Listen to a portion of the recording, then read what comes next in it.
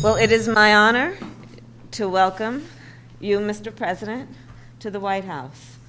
And I'm very much looking forward to our conversation today, which is a reaffirmation of the strength of the relationship between the United States and Ghana. And of course, we have deep and historical ties.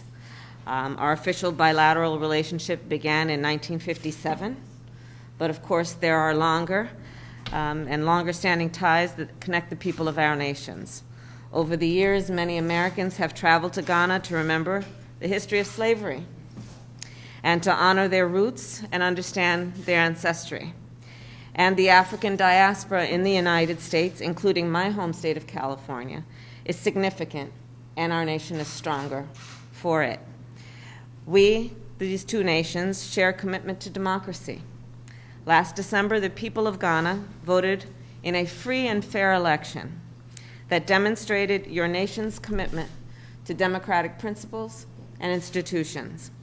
We share a view that all people must have a voice in their future, that our democracies are stronger when everyone participates and weaker when anyone is left out.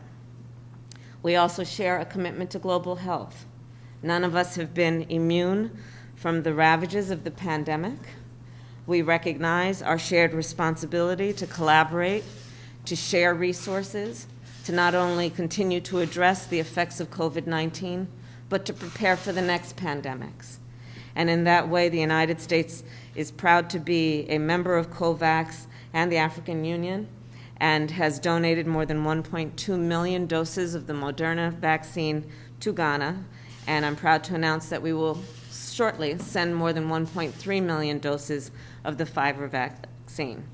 Finally, we are working together to expand our economic relationship. You and I have talked about that briefly before we came in. American companies continue to ramp up in Ghana, understanding the significance of the work that they do there to America's economy, much less to the partnership between Ghana and the United States. And they do this also because they have confidence in the government of Ghana and the environment, Mr. President, that you have created, which allows for some confidence in the respect and upholding of the rule of law and human rights. And so with all of that, we look forward to continuing to work together on all of these issues, including in the context of the United Nations Security Council. And again, I am honored to formally welcome you to the White House. Thank you, Mr. President. So, Madam Vice President, first of all, I want to thank you very much for the invitation to come and have this brief visit with you.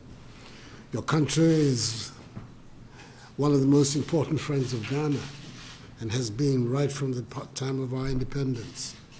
We value the relationship, and any opportunity, therefore, that we have to meet with the leaders of America, we have to take it. And that is what has brought me here to the White House. Our commitments are very much the same commitments as you have. We want to develop our nation as a democracy, as a country where freedom and the respect for human rights and the rule of law are paramount to our system of governance. Our big challenge, and it is the challenge of all those who want to develop democratic institutions on our continent, is to ensure and reassure our people that democratic institutions can be a vehicle for the resolution of their big problem, that is economic development as the means to eradicate poverty on the continent. So that's the investment that we have made, and it is an investment that you have been very supportive of, and we continue to appreciate your support. We've had some difficult times in the country recently because of the COVID, like everybody else has had. Mercifully, its impact on us has been not as originally anticipated. It has been more mild than it has. Part of it is the work that the government did, and the others is the general environment in which the disease is working on the continent. We're grateful for the support that the United States government has given us in trying to deal with the virus, the COVAX facility, which America has been very strongly participant, and the support that we've had through the donation of the 1.2 million doses of the Moderna and the promise you've made that more is on the way. Yeah. Our target is to try and vaccinate at least 20 million of our people by the end of this year. The Ghanaian population is some 30 million odd. And I think if we can achieve that, we will then be more confident about defeating the virus in the context of Ghana. The other main preoccupation for us is the cooperation that we have to put together to defeat the jihadist insurgency in the Sahel. It's a major security preoccupation, and the G5 Sahel, ECOWAS, the Lake Chad Initiative, all these are the organizations that have come together to try and push back. I believe that's an area too where the support of the United States government, and it's important that we set out right from the beginning. We're not seeking military assistance in the form of American troops or otherwise.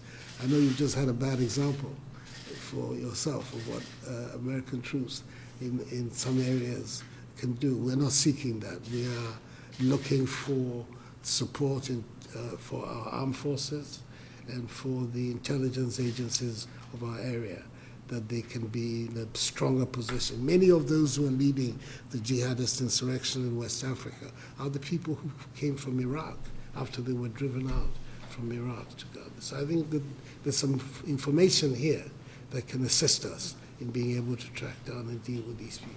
So these are the main preoccupations that have brought me here to Washington, to try and discuss with you and through you to President Biden, and hopefully it will advance our mutual causes and also strengthen the relations between our two countries. I want through you to express my warm greetings to the President and indicate to him that in Ghana he has a friend in office, and the people of Ghana have a very good feeling towards the people of America. So thank you very much once again for the invitation. I'm hoping that it will be not the first or last time during this, my second and last time in office, that I have the opportunity to come here in Washington to meet with you. Well, we are honored to receive and greet you. Welcome, Mr. President. Thank you very Welcome, much indeed. welcome. Thank you all.